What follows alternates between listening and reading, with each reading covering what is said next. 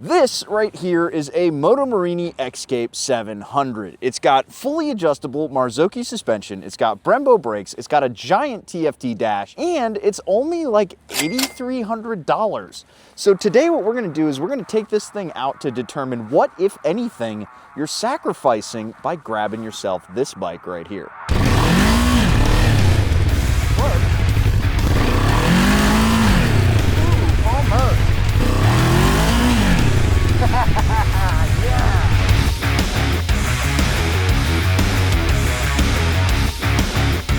Alrighty, so hitting the road on the X-Cape. The first thing I want to say is this is about the most comfortable motorcycle I have ridden in a long time. I've ridden a lot of bikes recently, and I have forgotten what it feels like to actually truly be comfortable on a motorcycle.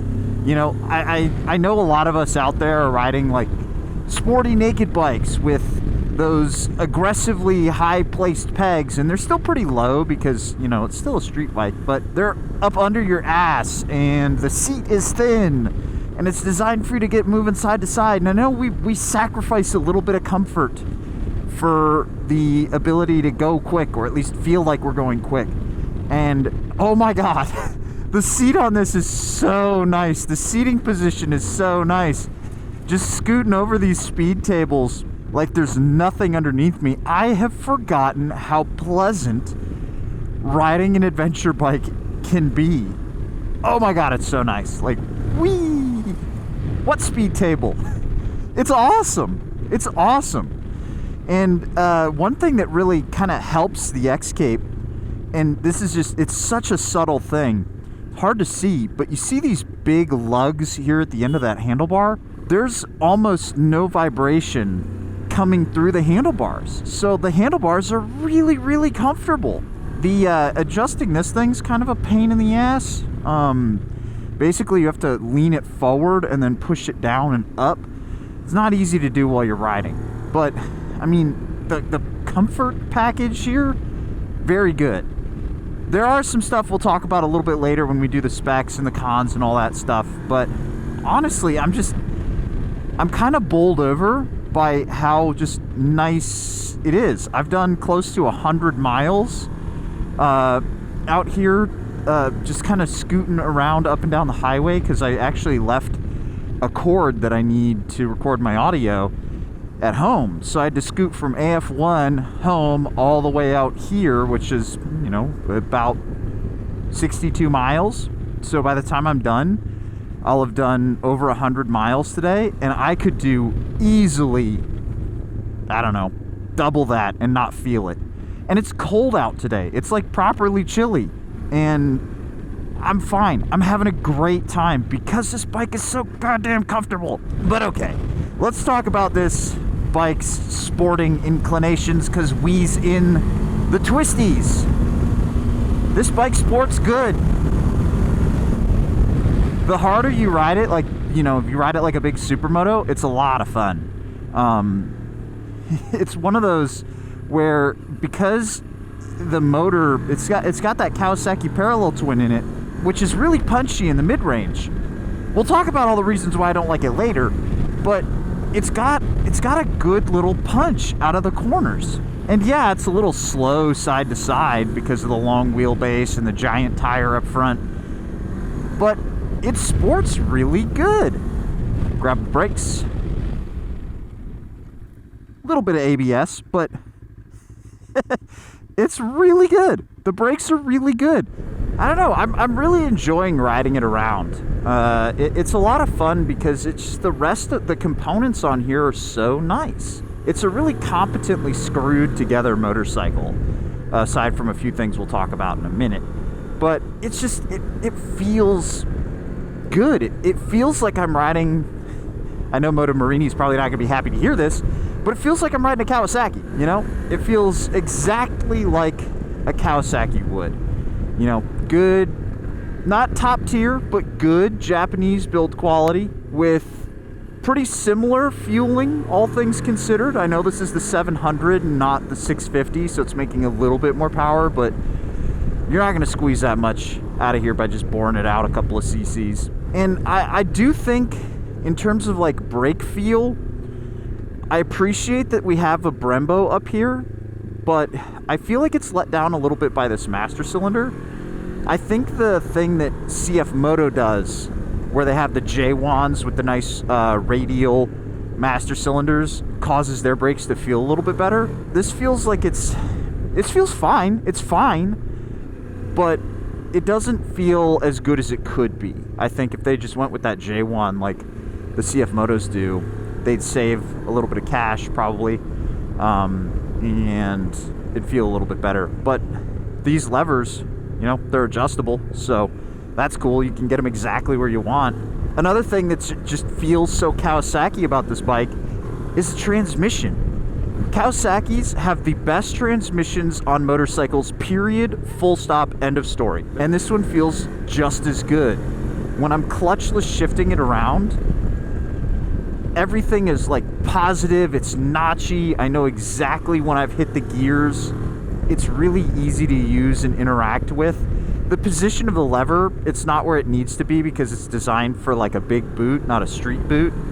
But you could just adjust that by moving it on the little lever down there. So the initial impressions on this thing are really nice, but let's pull it over and talk about the specs and some of the things that I've noticed that are bothering me about this motorcycle.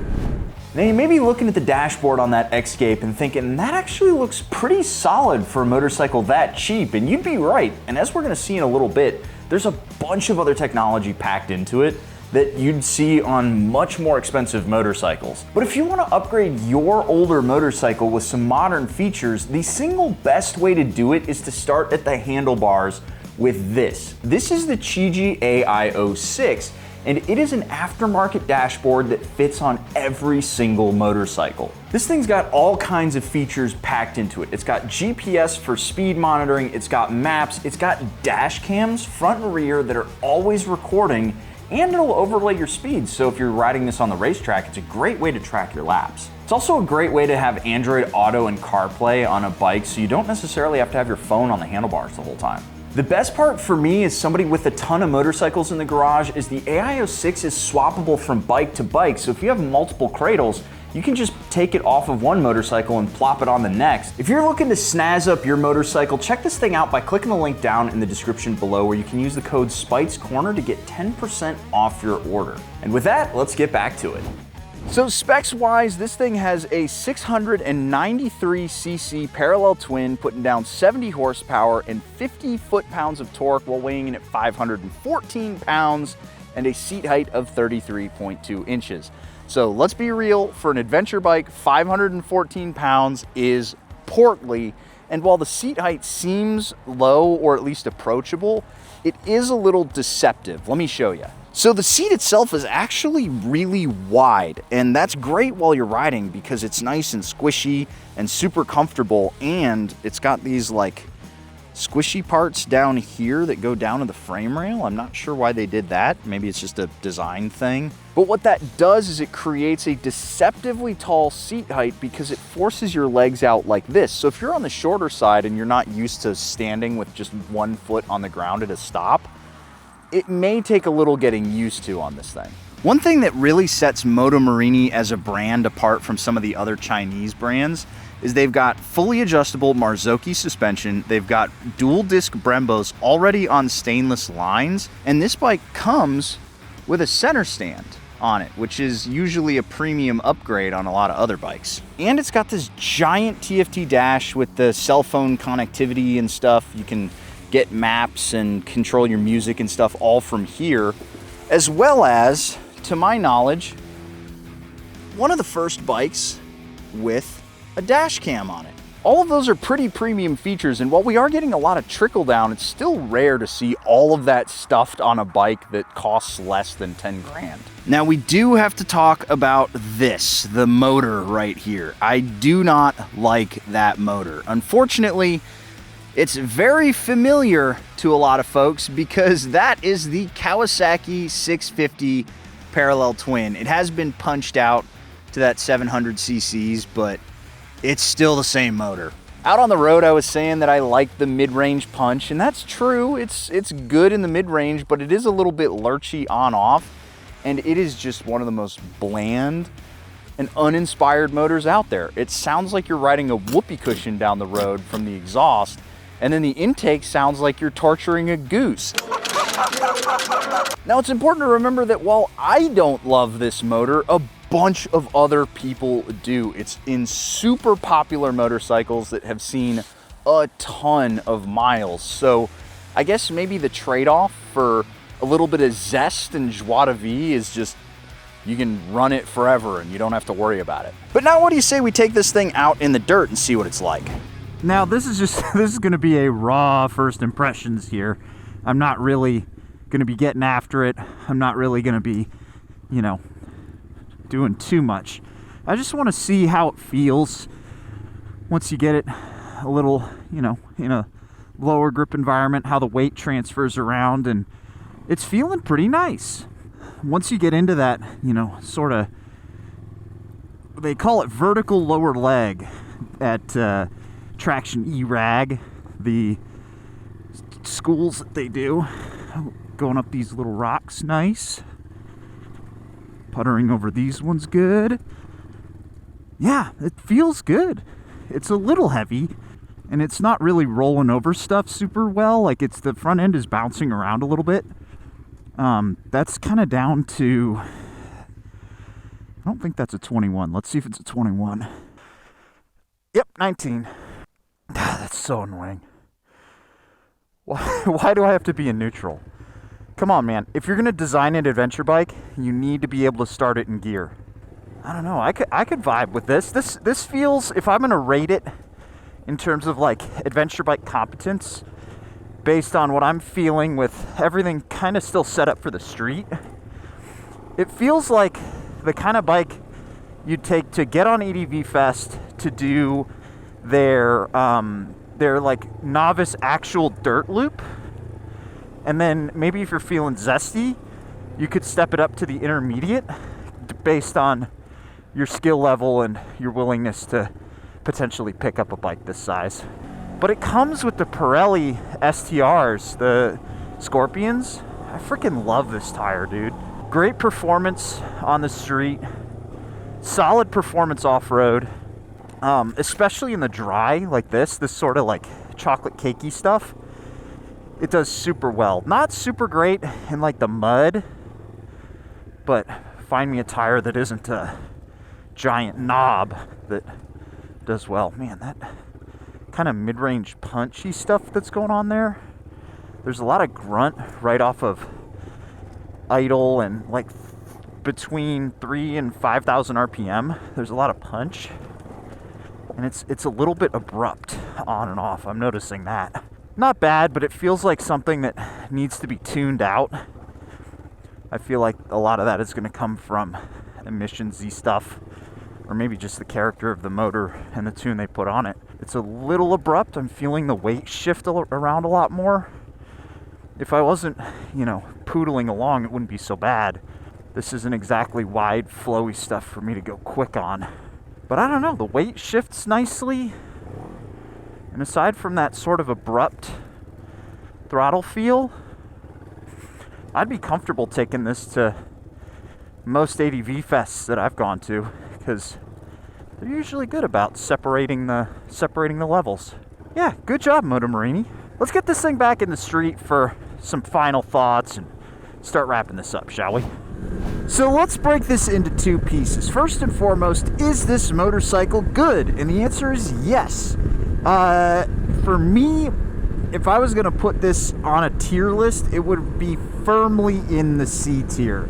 It's worth remembering that a C grade, that's a passing grade. It's average. It's the tip of the bell curve. And I think that this is one of those motorcycles.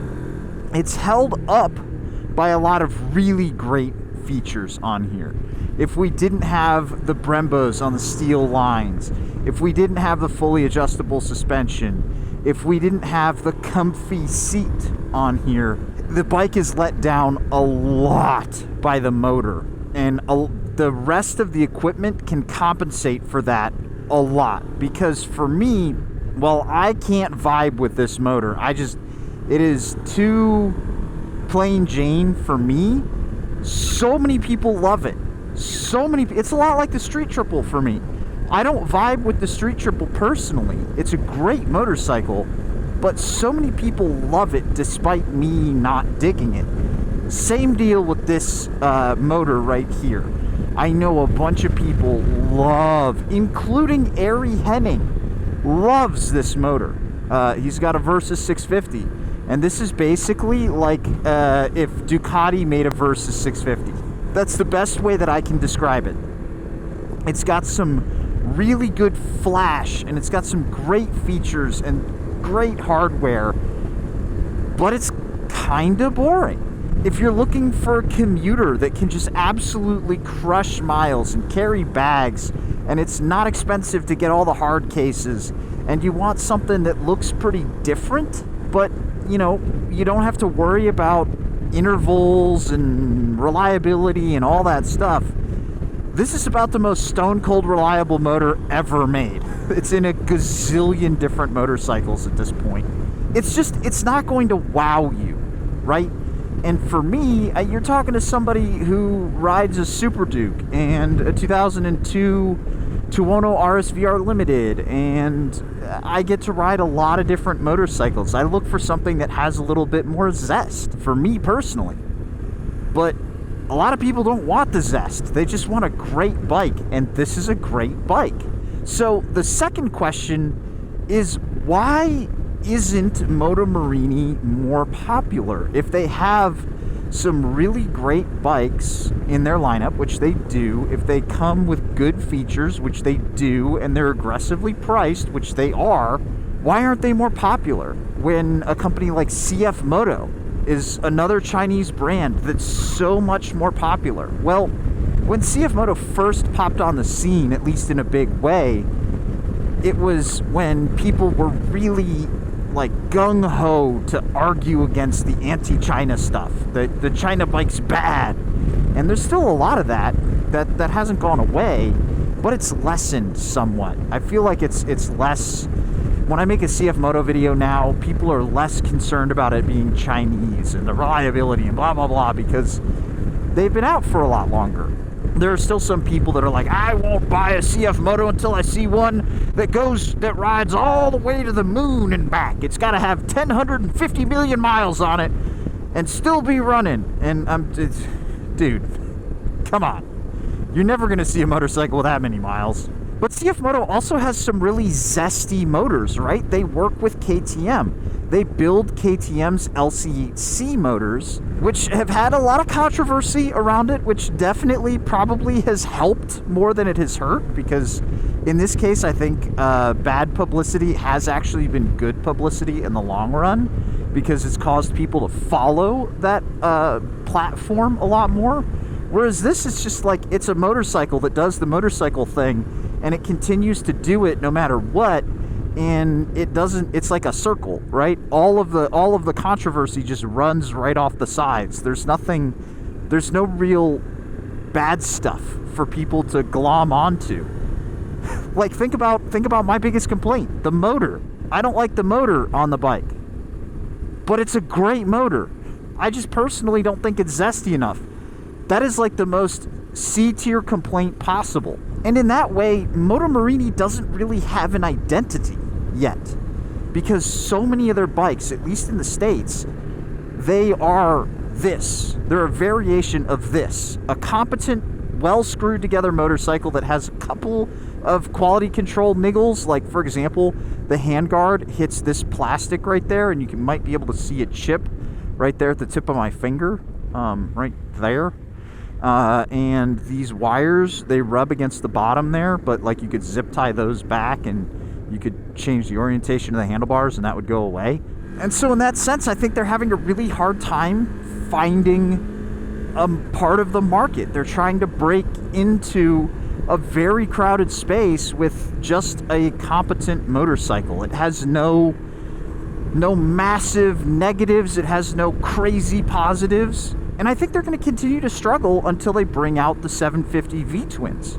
Once we have the Corsaro Sport and the GT and the regular Corsaro, which kind of looks like a Street Fighter, those are really going to change the conversation about Moto Morini. So Moto Morini for me is one of those companies that I'm watching, even if I'm not a huge fan of them yet.